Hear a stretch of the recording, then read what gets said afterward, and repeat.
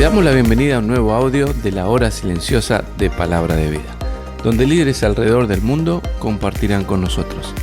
El día de hoy escuchamos a... ¿Qué tal, queridos amigos? Mi nombre es David Ibarra y hoy nos toca meditar en Marcos capítulo 4, versículo del 30 al 41. Y dice así la palabra de Dios: decía también: ¿a qué haremos semejante el reino de Dios y con qué parábola la compararemos? Es como el grano de mostaza que cuando se siembra en tierra es la más pequeña de todas las semillas que hay en la tierra, pero después de sembrado crece y se hace la mayor de todas las hortalizas y echa grandes ramas, de tal manera que las aves del cielo pueden morar bajo su sombra.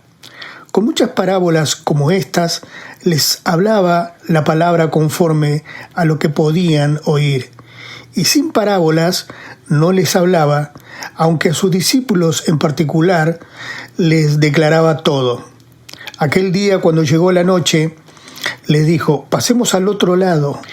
Y despidiendo a la multitud, le tomaron como estaba en la barca, y había también con él otras barcas.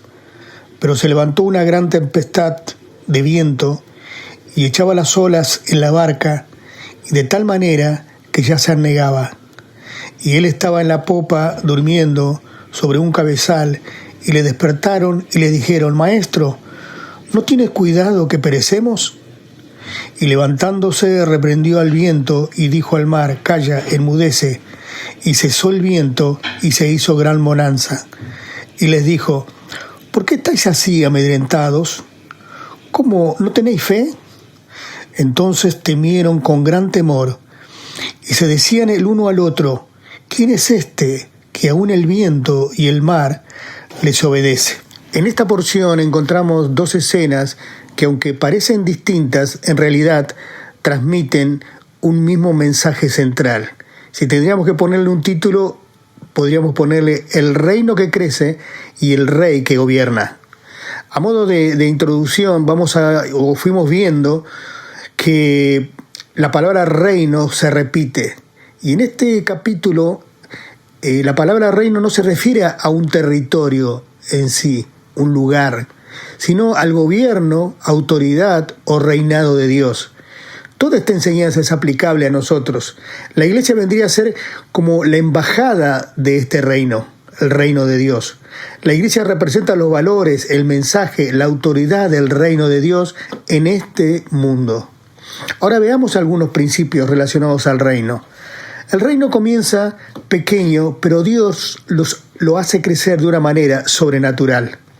Él utiliza la semilla de mostaza como parábola para enseñar esta verdad. Y vamos a ir viendo que el rey está presente, pero el reino no comienza con espectacularidad. El reino parece insignificante al principio. Jesús nació en una pequeña aldea, muy humilde, comenzó con unos pocos discípulos, fue rechazado por muchos. Sin embargo, su crecimiento es extraordinario, imparable y sobrenatural. Aplicando este principio a nuestras vidas, Dios suele comenzar cosas pequeñas. Por ejemplo, a veces nosotros vemos como cosas pequeñas una oración, un testimonio, una conversación, una iglesia sencilla. Pero ¿saben? Lo importante no es el tamaño de ese comienzo o de esa acción que estamos haciendo, sino el poder de Dios detrás de esa obra que estamos haciendo.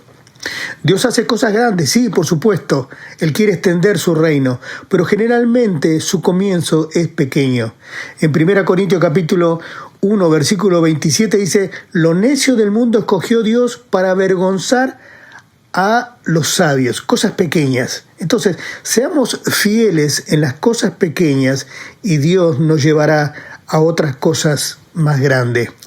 El segundo principio que vemos está en el versículo 33 y dice: el reino avanza por la palabra de Cristo. Dice: con muchas parábolas como esta les hablaba la palabra conforme a la que podían oír, y sin parábolas no enseñaba, aunque a sus discípulos en particular les declaraba todo. ¿Qué estaba haciendo Jesús cuando estaba enseñando parábolas? Estaba despertando el interés. también estaba afirmando los corazones de aquellas personas que estaban interesados, que le seguían. Él les aclaraba, le estaba afirmando con la palabra de Dios. En realidad los estaba preparando para la próxima escena, la escena de la tormenta. Estos versículos que vemos ahora conectan la semilla con la tormenta. Antes de llevar a los discípulos a una prueba, primero les enseñó. Antes de probar su fe, primero los alimentó. Porque la fe, dice la palabra de Dios, viene por el oír la palabra. Romanos 10:17. El reino avanza cuando la palabra de Cristo avanza y transforma corazones. Por eso Jesús enseñaba, dice, constantemente, la misma voz que hace crecer la semilla, esa misma voz calma la tempestad. Muchas veces queremos que Dios cambie las circunstancias, pero Dios quiere cambiar nuestro corazón, nuestra manera de pensar. El tercer principio que encontramos es: el rey tiene autoridad sobre las tormentas, desde el versículo 35 al 41.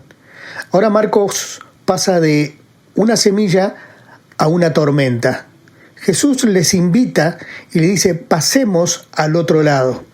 Pero en ese trayecto iba a haber una prueba, porque la fe que no es probada no tiene valor.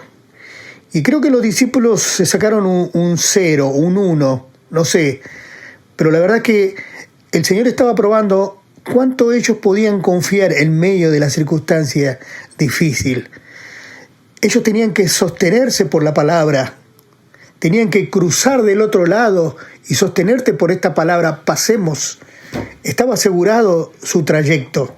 Pero sin embargo, vemos el desarrollo de su incredulidad. En medio del camino surge la tormenta, que era muy violenta, como un huracán. Habla la idea en el original. Y también Jesús estaba durmiendo y los discípulos entran en pánico. Y en ese desarrollo de la incredulidad comienzan a cuestionar y el silencio de Jesús, y lo cuestionan como falta de interés. Son similares a nosotros, ¿no? Y también le despiertan con desesperación y juzgan su carácter. Y dice: ¿no tienes cuidado que perecemos? Era una pregunta acerca del carácter de Jesús. Indudablemente decían: no nos estás cuidando. Nos estás llevando por un camino y no nos estás cuidando. Pero ellos estaban equivocados. Jesús tiene que enseñarles que Él tiene autoridad. Entonces Jesús se despierta, reprende el viento, se calma la tormenta, pero también reprende a los discípulos porque ellos tenían un gran problema. Él les dice: ¿por qué estáis así amedrentados? ¿Cómo? ¿No tenéis fe? Entonces fue una gran reprensión. Y cuando Jesús hizo este gran milagro, y ellos quedaron sorprendidos y dijeron: ¿quién es este que aún el viento y el mar le obedecen? Esta es la gran pregunta de esta historia. Esta es la gran pregunta que todos tenemos que hacernos. No es tan importante preguntarnos cómo se calma la tormenta o cómo crece el reino. La pregunta más importante es: ¿quién es Jesús? El mismo que hace crecer el reino es el mismo que gobierna el mar. Mi querido amigo, quiero concluir con esta frase. La fe no consiste en creer que no habrá tormenta. La fe consiste en confiar que aquel rey sigue estando en la barca. Dios te bendiga, que tengas un gran día. Gracias por escucharnos. Recuerda que este audio no reemplaza tu tiempo a solas con Dios. Te animamos a que escribas tus aplicaciones personales. Hasta mañana.